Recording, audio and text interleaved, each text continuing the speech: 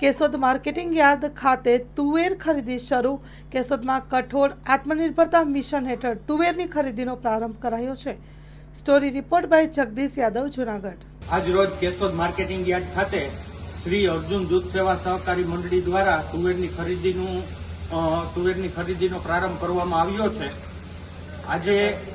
આજે સવારેથી તુવેરની ખરીદી માર્કેટિંગ યાર્ડ ખાતે અર્જુન દૂધ સેવા સહકારી મંડળી દ્વારા ચાલુ કરવામાં આવેલી છે। કેન્દ્ર સરકાર નાફેડ દ્વારા આત્મનિર્ભર મિશન અંતર્ગત તુવેરની ખરીદીનો સેન્ટર ચાલુ કરેલું છે।